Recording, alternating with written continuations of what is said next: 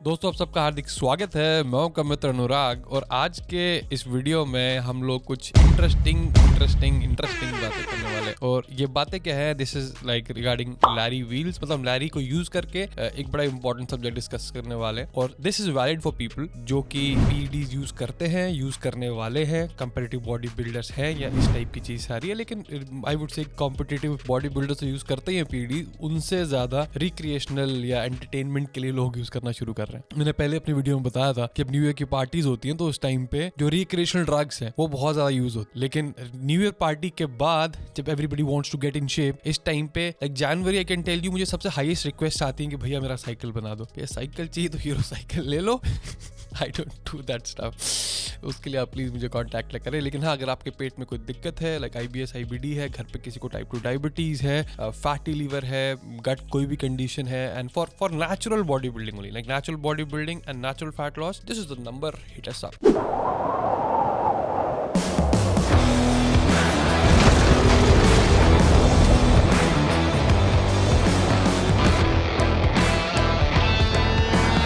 तो जो लोग नहीं जानते लैरी व्हील्स को, he is like a very popular social media influencer, very strong dude, mostly power lifter, लेकिन उन्होंने स्ट्रॉन्ग मैन में भी काफी कोशिश की थी जाने की, जा नहीं सके, लेकिन अभी आर्म रेसलिंग में काफी डैबल करते हैं। लेकिन like a very strong dude, and the best part about him, he is very transparent. इन्होंने कभी ये नहीं बोला कि he is natural and all that stuff. तो इन्होंने, लैरी ने क्या किया, लैरी हैज बिन जूसिंग मतलब नॉट बीट रूट का जूस नहीं, ये जूस बेसिकली है gear, steroids, PEDs. He's been using steroids since he was 17 or 18 years old. अभी recently he thought of getting off. तो उन्होंने क्या किया, कहते हैं कि भैया बहुत हो गया, बहुत टाइम से स्टेरॉइड्स यूज कर रहे हैं, 27-28 राइट नाउ। तो he got off the steroid cycle और he's on TRT। जिन लोगों को नहीं पता TRT is basically testosterone replacement therapy। तो इसका मतलब ये होता है, जैसे आप में से बड़े सारे लोगों ने टेस्टोस्टेरोन का टेस्ट कराया होगा, नॉर्मल जो रेंज होती है वो 250 से 900 के बीच में होती है, और हम जब इंजेक्टेबल टेस्टोस्टेरोन लेते हैं we make it somewhere around 800-900 with the help of some injections. जब से लैरी हैज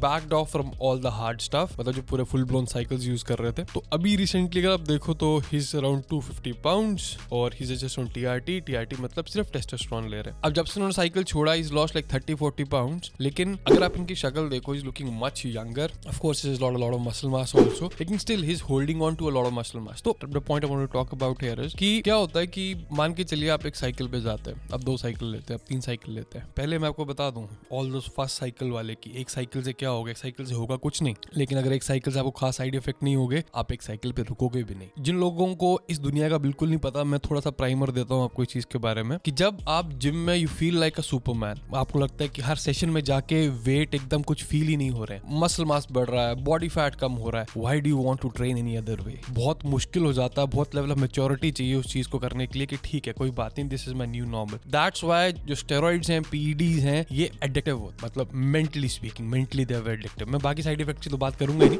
लेकिन मेंटली बहुत एडिक्टिव होते हैं। अब क्या होता है, मान के चलिए आपने काफी सारे साइकिल्स यूज किए and you have come to a physique जहां पे you kind of happy, you happy with the size you have और ऑलमोस्ट डेफिनेशन यू हैव। अब तब लोगों को क्या दिक्कत होती है कि अब मसल मास लूज हो जाएगा अगर if I am not starting 10 different compounds, not if I am not using 10 different compounds. और जब आप इतने कंपाउंड्स यूज कर रहे हो ना, दैट क्लॉक इज टिकिंग, क्योंकि ऐसा नहीं कि आप कुछ भी ब्लास्ट करोगे और आपके कोई साइड इफेक्ट्स नहीं होंगे किसी टाइप के, या आपको जो साइड इफेक्ट्स हो रहे हैं वो अभी दिख नहीं रहे हैं। देखो एक एग्जांपल देता हूँ, जैसे हमारी बॉडी के अलग अलग ऑर्गन्स हैं, हार्ट हो गया, लिवर हो गया, किडनीज हो गया, हो सकता है एकदम आपको कुछ ना दिखे, लेकिन लेट्स अज्यूम कि अगर जब तक किसी ऑर्गन की 50 यूनिट तक की डैमेज नहीं होती, this is very true for liver mostly, और 75% लिवर डैमेज नहीं होता है, आपको खास साइंस दिखेंगे ही नहीं until unless you kind of really know how to read your body। तो बड़ी सारी चीजें रह जाती हैं, फिर एकदम आके मतलब it kind of bomb blasts और बहुत खराब हो जाता है सिस्टम। तो अगर if you are one of those people who have been cycling for years, तो मैं recommend क्या करूंगा,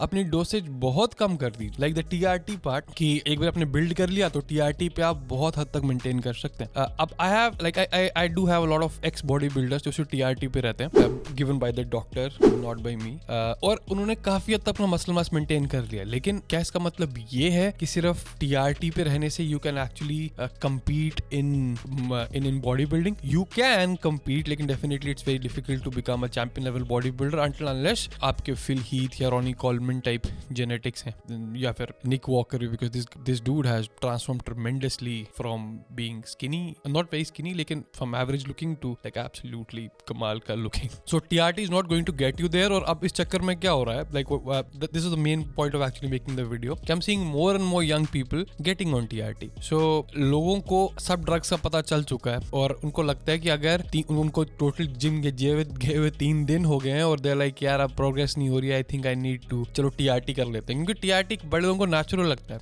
TRT इज नॉट नेचुरल. मैं बताता हूँ TRT की दिक्कत क्या है और लैरी को दिक्कत क्या होगी, और somebody juicing from a very long time को दिक्कत क्या हो सकती है. अब Larry 27-28, what if he wants to have kids? TRT पे साथ रह के having kids is going to be super duper difficult. और मैं आपको अपने एक्सपीरियंस से एक चीज बता रहा हूँ, क्योंकि I know a lot of bodybuilders who have tried doing this. Some of them were able to get their better halves, their wives pregnant. लेकिन उस केस में I've seen कि premature डिलीवरी बच्चे की या बच्चे में कोई डिफेक्ट होना बहुत ज्यादा हो जाता है, because sperm is inflamed. तो क्योंकि जब you under heavy steroid cycle, तो इस टाइप की कोई चीज, तो अगर now if Larry wants to have kids, उसको TRT से भी निकलना पड़ेगा. और जब वो TRT से भी जाएंगे, if it does that, it's going to be horribly difficult for him, क्योंकि सिर्फ मसल मास कम नहीं होगा. देखो उनकी जो सारी इमेज बनी है सोशल मीडिया पे, that is on their muscle mass, their physique and everything, तो he's going to atrophy like anything. और कम से कम 1-1.5 साल उनको aggressive किसी fertility एक्सपर्ट के साथ काम करना होगा, जिसमें it will involve almost no testosterone, like no external testosterone. और 10 साल से जो चीज दबी हुई है, अगर हम उसको जगाने की कोशिश करेंगे तो कम से कम 1-1.5 साल लगेगा, then he'll have a chance. तो वो 1-1.5 साल बहुत मुश्किल होने वाला है. तो इसके लिए अगर if you are a young dude who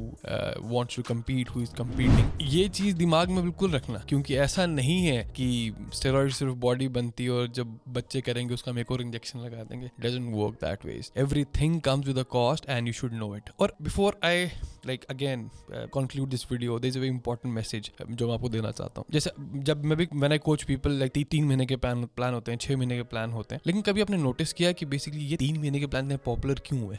दोस्तों वो इसलिए पॉपुलर हुए हैं क्योंकि मोस्टली 3 महीने के स्टेरॉइड साइकिल्स होते हैं, ठीक है. तो इसका जो बेसिस काफी हद तक हुआ है. लेकिन अगर if somebody who is overweight or not happy with this body, पूरे साल का प्लान बनाओ ना, aim for the whole god damn year. इससे क्या होगा, अगर जब आपकी 3 महीने की ट्रांसफॉर्मेशन, जो कि होनी नहीं चाहिए, 3 महीने बहुत कम टाइम होता है, अगर आपको लगेगा अरे यार मेरे 8 पैक एब्स कहाँ हैं, होते क्यों नहीं रही. अब ऋतिक रोशन ने कमाल की ट्रांसफॉर्मेशन की 12 वीक्स में. अरे ऋतिक रोशन भाई साहब, let's not talk about it, उनको करने दो जो करते हैं, लेकिन आप अपने हिसाब से करो. Take a longer time frame, कम से कम 6 महीने, 1 साल, क्योंकि जो आयरन गेम होती है it's measured in years, not in months. और आई एक्सपेक्ट कि आप जो हमारे सब छोटे भाई हैं वो स्वस्थ रहें, हेल्दी रहें, और किन्हीं अनस्क्रूपलस लोगों की बातों में आके कि भाई अब 2 महीने हो गए, गेन्स नहीं आ रहे, कटिंग नहीं आ रही, साइज नहीं बढ़ रहा, कुछ भी ना यूज कर ले ऑन योर एसेस.